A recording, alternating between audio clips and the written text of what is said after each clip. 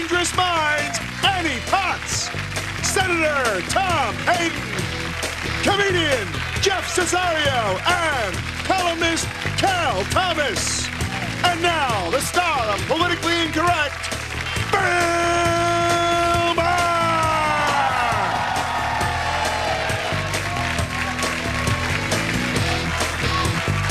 Thank you very much.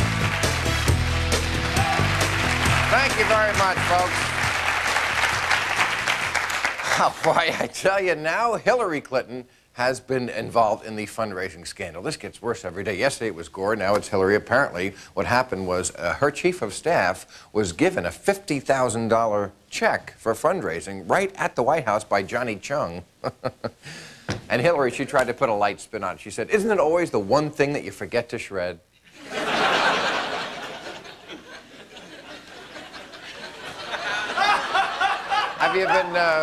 Have you been following the fundraising scandal? Well, it goes on and on. They did a poll yesterday. 1 in 4 Americans said they would like to sleep in the Lincoln bedroom. Yeah, where Lincoln actually lay himself, because they said 1 in 4 Americans apparently would like the opportunity to actually screw over a Republican.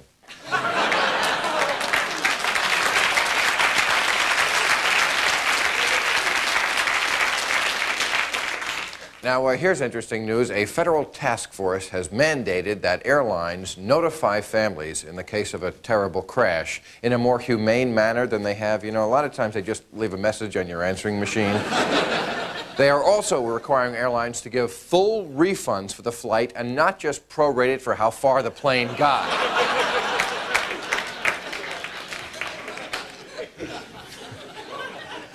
Now, here's something interesting, especially in light of the bank robber we saw last week out here in L.A. Clinton signed a law that said policemen now have to put child safety locks on their guns. What is going on with this?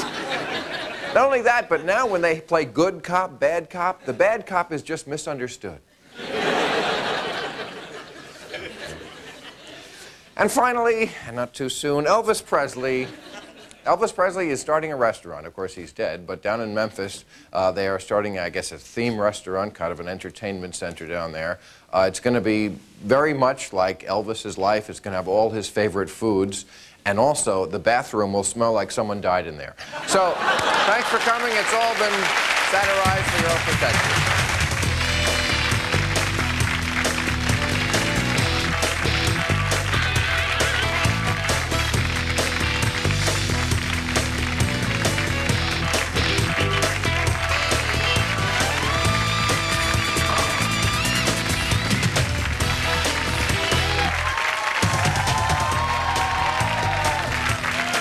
Welcome to the show, and let's meet our panel. First, he's an actor and Emmy Award-winning writer for Dennis Miller Live and The Larry Sanders Show, Jeff Cesario. How you doing, man? He is a nationally syndicated columnist and conservative commentator for Fox TV, Cal Thomas. Cal, how are you? Good to see you again. Good to see you. The big one. A veteran of the California State Senate and the Chicago 8, his new book is The Lost Gospel of the Earth, Tom Hayden. How are you, man? Good to see you. Here? Yeah, sit right there.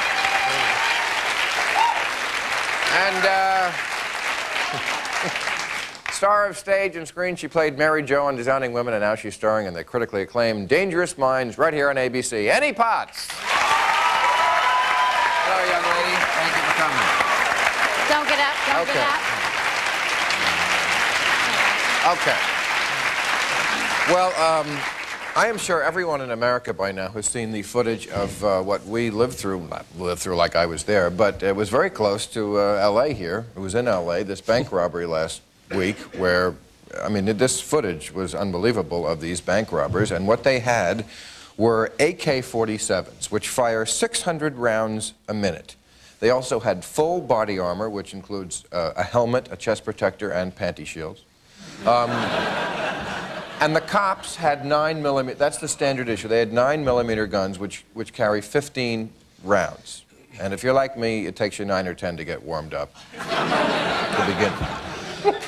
Now, I saw in the news yesterday, they held a press conference, and these cops were literally crying on the news, which is another issue I don't want to get into. And they had to, as you saw, they had to like go to a local gun shop to get guns to compete with the crooks. Now, isn't something terribly wrong when the cops have to beg a gun shop to get the gun to fight the bad guys with? Well, did cops have to wait 7 days before they got the guns? Or... But how do these bad guys want? I know the AK-47... Oh, wait, the fact is that the cops won and the bad guys are dead. The other issue... That's very lucky. It is. But the other issue is that in 1993 and subsequently, these guys are rolling around with arsenals. The truth is that there are big weaknesses in our gun control laws. If you have brass knuckles, by the way, and I want the audience to know this, that's a felony. But if you have a loaded gun in your car, that's a misdemeanor. You can have 10,000 guns in your house. Fine, it's completely legal. Everything these guys were doing was legal. They got 30 days, and then they got the weapons returned to them. Right. These guys were arrested 2 years before this with what they call a bank robbery kit. Yes. They had bulletproof vests, and this is what they found in their car. Bulletproof vests, hollow point bullets, MAC-10 rifles, police scanners, wigs, fake mustaches, and ski masks. 1,500 rounds of ammunition. Right. The only thing that they did wrong is they had one gun that was loaded. That's a misdemeanor. Otherwise, they would have skated. That's unbelievable. Now, well, it's what the NRA does to gun laws in this country. It weakens gun laws. The city of L.A. has no ability to pass a gun control ordinance because it's preempted. And if you carry a dagger, if you carry brass knuckles, that's a felony. You carry a loaded gun, that's not. If you're caught with a certain amount of drugs, they can arrest you for intent to sell. Why can't they do that with guns like this? Intent to be a jerk. I'm very pro-gun control, but if I'm not mistaken, and I'm sure Cal will correct me, these guns were obtained illegally. I mean, these were fully automatic weapons that may or may not be affected by gun control laws. Well, I hate to be a shill for the NRA, but nobody has really adequately answered their statement. When guns are outlawed, only outlaws will have guns. The president promised the Brady bill. The president promised the Brady bill. Only outlaws will accidentally shoot the pizza delivery man. Well, that's very clever, but the fact is that when you can pass all the laws you want, and the people who don't obey laws aren't going to obey them, no matter how tough they are.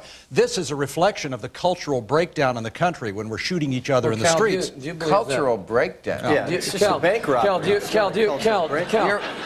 Cal, do you believe that we should have arsenals that are unregistered, or do you believe there should at least be a license so the LAPD knows that perhaps your house has 10,000 weapons in it? You know, Tom, it's funny that you would be arguing for these sorts of things because your generation in the 60s dropped a nuclear bomb on this culture, and we're feeling the fallout from it now. You said, a little projection. No, you said, look, bomb was dropped on Hiroshima.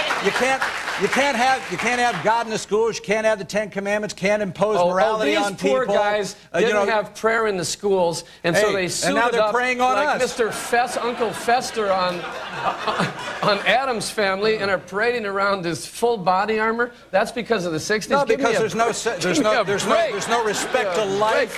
Hey, there's no respect for life. There's no respect for law. There's no respect. Hey, can I just say I'm surprised the police even fire back after the O.J. thing. I'm surprised they didn't just have bullhorns just going, keep the money, we'll escort you to the Canadian border. I bother. Let him go. But it saves a trial. But Cal, I mean,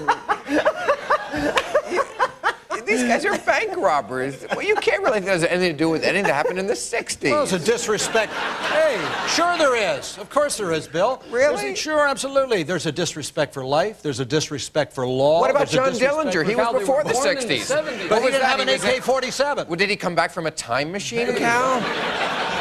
Yeah, he used to be Shirley MacLaine in a former life. All right, we have to take a break. I'll pursue this.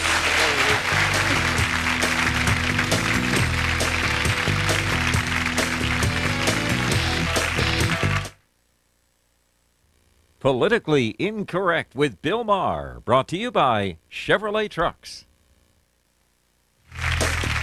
If you're planning to be in the Los Angeles area and would like free tickets to Politically Incorrect, call 213-852-2655.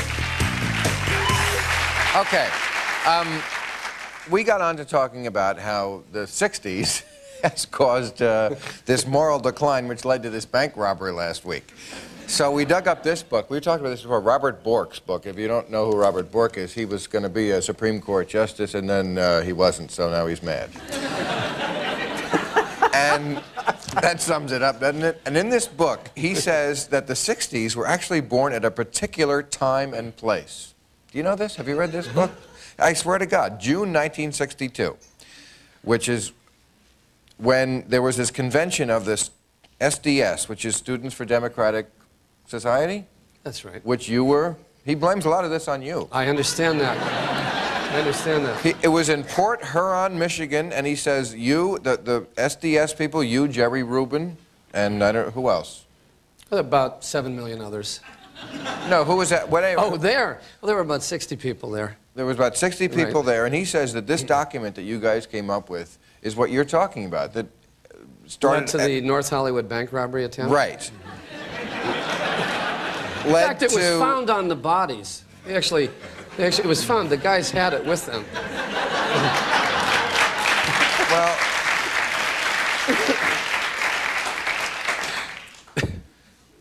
Well, he says it's responsible for everything that's bad, like the turmoil of the 60s, liberalism, the decline of family values. Sounds like just what you're saying, Cal. Yeah, well, it's easy to make fun and trivialize, and no one statement or no one document, the Communist Manifesto, you know, Hitler's, It's not hard all these things. You're trivializing what he did and what I was the same age, you know? Are you proud of what has happened the past 30 years or so? Yeah, Cal, You I are? am. The divorce rate, the abandoned children, the drug abuse, the crime in the streets. Yeah, these things were the decline the rise of women's rights, Yeah, the loss of racism in the country. Yeah, there's some there's things a I'm good proud side of to that it. I think Gosh, the that's 60s humiliating, did. isn't it, to Yeah. that have come out of that? Yeah. Well, what about the last Actually 30 have years fair under labor these laws. things? Who would want that, Cal? Yeah, right. I'm so ashamed. So you guys are perfectly happy with the cultural condition that's going. Nothing to apologize for. Nothing that you wish was different. Marriages are going great. Kids are being cared for. Drugs, not a problem. There's a lot of things we wish that were different, and certainly I think in the 60s there were people felt that, you know. And the reason we had the 60s was because people screwed up raising their kids in the 50s. Really? And I think those people ought to take responsibility. According to whom? And Cal, According to me, I see. Well, there you are. I am Thor. you left out tie-dye shirts. That's also one of the Well, they're coming back. terrible effects of the 60s. But I still don't understand how, what I think the worst thing that came out of the 70s is these hideous fashions that are now back on us. I agree with that. Okay. Duly noted. Thank you. But as far as the 60s, now that was a decade of change. And yes, values were subverted. But, you know, a lot of the things that they were trying to undo were things that we thought were bad, like, you know, the military-industrial complex and stopping the war in Vietnam, and as he mentioned, racism. And, I mean, don't you think that those things even out with some of the effects that would have probably happened anyway, because they're really a result of a materialistic society? Do I think that we had racism? Absolutely. Do I think that the advance of civil rights was good? Obviously. Of course. But I think you're talking apples and oranges here. Do I think the breakup of the family was good? No. Do I think the abandonment of children was good? No. Do I think that the drug culture was good? No. The decline in the test scores? Cal, No. my parents were divorced in 1950. We have this glamorous ideas of the 1950s. I remember the day my dad drove away. It was long before the 1960s. Divorce wasn't caused by the 60s. Tom. And when you were working for Jerry Falwell as a speechwriter, were you really in the civil rights movement? I wasn't a speechwriter for Jerry Falwell. Were you in the civil rights movement? Well, I stood 50 Did you ever yards march from... in the civil Yes, I did. rights I was with Martin Luther King during the I Have a Dream speech on the Lincoln Memorial steps, Tom. Where were you? And what I was there. Were you? Good. I didn't see you. Must have been off in the corner. Now, if I you don't both think were so. there, Yeah. if you both were there, there just shouldn't be this tension. All right. I have to take a break. We'll come back to this.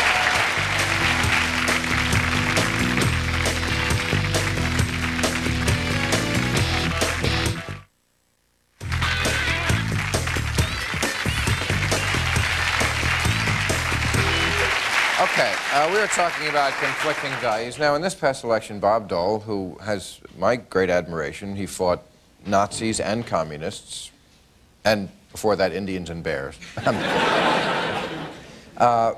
And I can't see him turning to, you know, the Red Chinese for some quick campaign cash like some presidents I could name.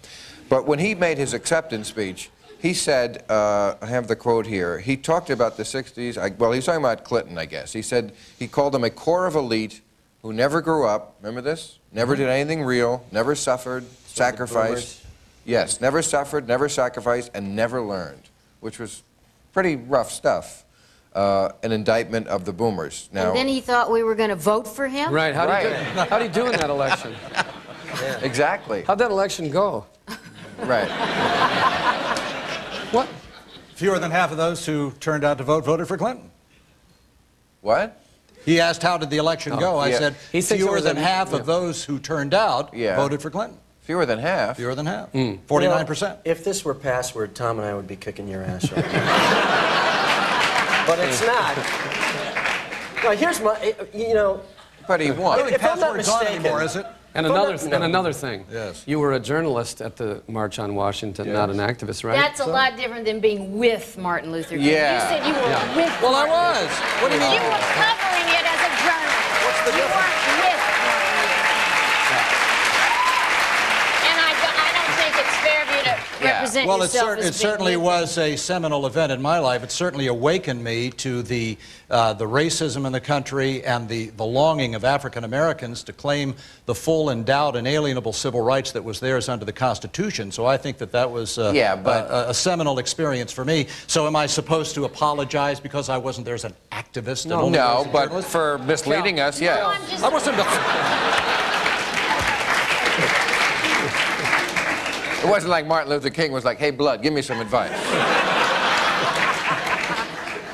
Not that he talked like that, I don't mean that. Was years later. It's a caricaturization. Yes, exactly. I'm just surprised that you could have been there and heard that speech in person and not have been made an activist. How did you manage that? I was a journalist, and at that time, they were not supposed to be activists. They were supposed to report the facts and what they've seen. Of course, a lot has changed since then. But, I think... Yeah, let's blame that on the 60s, too. It's because of the 60s made the journalists that way. Well, now you're dressing like a conservative, and I'm dressing like a liberal, so hey. Kel, these are the clothes. These are my high school clothes. Your high school clothes. I can tell by the way he uses his walk. He's a woman's man. No time to talk. I'll be glad when they come back I'm in style. Very nice, yeah. Some people have said that the election of Clinton, by whatever margin, sort of indicates that this baby boomer generation doesn't look to the White House for any moral guidance like they used to anymore. Do you think that's true? I think that's true. Yeah. I think when I was 20, John Kennedy was a god, and being in the South, I mean, there was this whole idea that you should commit yourself to public service, and I think there's a whole generation that would like to do that, but they're totally turned off from what they have seen, and it's usually about money and about political corruption. Right. Well, isn't that just crap that the Republicans have drug up to make the Clintons look bad? I think it's bipartisan crap. Oh, the Clintons don't need any help in looking bad. Right. I think the difference between the generations is ridiculous. I mean, I don't know what point Bob Dole is making. If I'm not mistaken, unless they're paying lip service to their cause, didn't they fight World War II so that future generations would have a better life? Yes. They did it. And the We're having a better life. We don't have the same problems we have. Right. Now. Right. The We have a difference, whole though, in new that generation bunch and of why problems. Dole is so lucky is because he was involved in a war that really had meaning. And our generation was involved in a war that had no meaning and made everybody look to, like, if this has no meaning, if what used to doesn't, what meaning does anything have? Right, that's very And true. so- It's a disillusioning war. The cycle of what has come from that is that everything had to be re-examined. I mean, I can understand how he might feel that. I just think he hasn't thought. Okay, after re-examining thought that through. After re-examining it, to what conclusion do you come? Well, I think that we're... May I? The Chinese have a proverb. One generation plants the trees, another gets the shade. We'll be right back. Whoa. Whoa.